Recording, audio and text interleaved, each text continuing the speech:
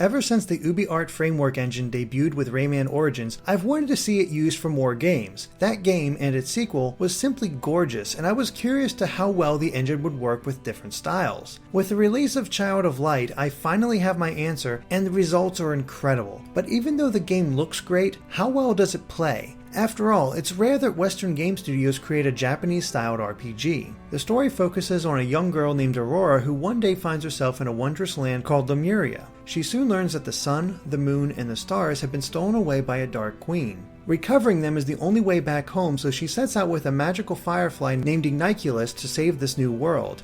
Despite its simple premise, the plot is quite good. The characters are memorable and the stakes do become high at points. But overall, the game maintains a sense of whimsy and enchantment right down to the constant rhyming amongst all the characters. This same sense of enchantment comes across in the gameplay as well. Like Rayman, Child of Light is completely 2D, and while this could have limited how much exploration was possible, it doesn't thanks to Aurora's fairy wings. Not long into the game, she gains these wings and the ability to fly. They truly open the world up and encourage me to explore every nook and cranny, especially since item boxes and permanent stat boosts were placed all over. Getting around isn't always easy, however. Strong gusts of wind, flowing water, and spiked walls all get in the way, which gives exploration a puzzle-like quality. Igniculus is just as useful. While normally he follows Aurora around, at any time he can be controlled with the right analog stick or the gamepad if you're playing on a Wii U.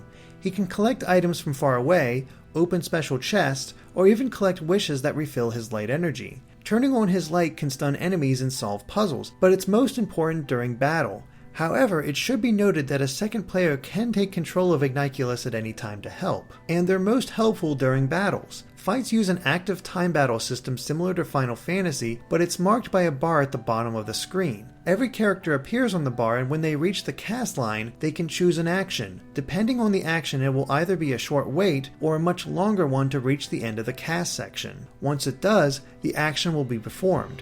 However, if that character is attacked while casting, the move will be interrupted, sending them back down the bar. It's here that a lot of strategy takes place, as I found myself figuring out who to attack and when in order to best maximize my moves. Igniculus adds another layer of strategy, since shining his light on an enemy will slow their progress along the bar. This allowed me to manipulate how far along they were and keep enemies on a near endless loop of getting interrupted until they were defeated. While the selection of characters does become quite large, only 2 of them can be in battle at one time. Knowing each one's strengths and when to use them against certain enemies becomes paramount, especially when it comes to stat bonuses. Leveling up increases stats like usual, but there's also a tech tree for each character that can further buff their abilities. Along the way, they can also obtain new actions or power up their existing ones. There are 3 branches for each tech tree, allowing for some limited personalization. And finally, jewels can be collected and assigned to different equipment slots for various power-ups. Although the basic ones are naturally simple, they can be crafted together to create stronger jewels with even better bonuses. Overall, the battle system is quite good, but I found myself falling into a repetitive rhythm.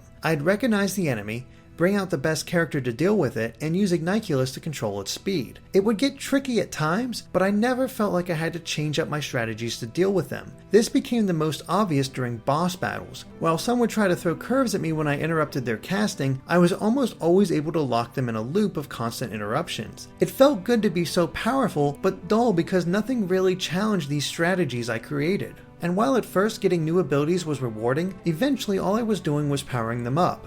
The most rewarding element for me was always the crafting and managing which jewels would work best with which character. The gameplay just became repetitious for me. The same could not be said for the presentation though. The design of Lemuria is breathtaking in how it portrays moving storybook art. There isn't a single area of the game that isn't memorable. The music, likewise, is just as captivating. It can be a little haunting at times, but it always gives a sense that this is a magical world. Even during the battle theme, the music pumps you up while still fitting the theme of Lemuria. Child of Light is a beautiful game with excellent level design.